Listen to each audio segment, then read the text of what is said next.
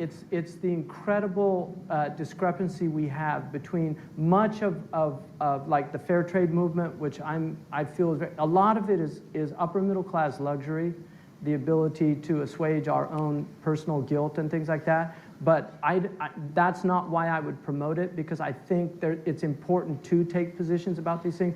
In terms of disenfranchised communities, underprivileged communities, you know, the disparity, which I was highlighting in that picture of starving kids with these completely overweight kids. I mean, one of the problems that we have in this country is that processed food is incredibly cheap to buy. And the reason that, see, all processed food came out of war.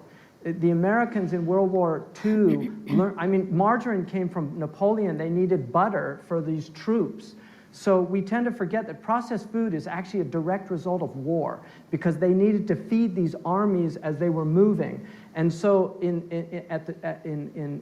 World War II, they learned how to do this stuff to a degree scientifically that they'd never achieved before. And they could keep long life, shelf life. And they realized, you know, because this military-industrial complex, the same people that are supplying that during wartime are the people that are selling, you know, the food during peacetime. They realize that this is a great way. We don't have to worry about perishables, because nothing will perish. They lose a lot of money. Except for because us. When you take, you know, it's amazing how many, the reason it's so expensive at Whole Foods is because they lose a lot of that food. And this is the problem, and farmers know this. So one of the really important movements is urban homesteading, where people are beginning to put gardens on their rooftops.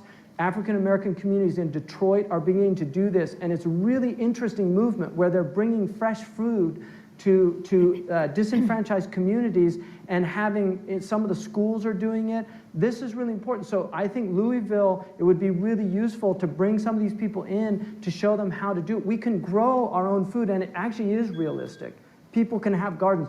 In World War II, they had what were called victory gardens, where unlike these recent wars where they encourage you to go out and spend, they used to encourage you actually to save and recycle. World War II was a great era of recycling. People were recycling everything.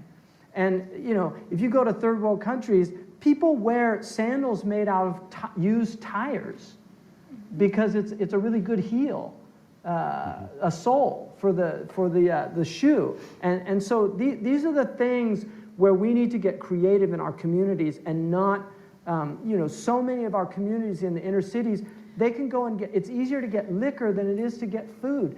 And it's much easier to you can't get vegetables a lot of these inner city stores. It's all processed food. They get corn out of the can. And so that movement, I think, is a really important movement that's starting to take place in certain... Yeah. To expand that. And children love to do it. They love to plant. You can get the kids involved in it. They get connected to the earth. You know, you mentioned earlier, we're called Benu Adam, you know, in the Jewish and the Muslim tradition. And Adam is Adama, you know, or Udma in Arabic is the topsoil. And in our tradition, the reason he was called Adam, and really it's the first Adam had the male, female, and then it splits into the two of Adam and Eve. So the first Adam, the first creation was the human being, you know, which was, but the reason it's called topsoil is because we're told that Prophet Muhammad ﷺ said that God took white soil, black soil, brown soil, all the different colors of the topsoil in the world, and put them into Adam so that all these colors would be reflected in his creation from all the soils of the earth. We have the same story.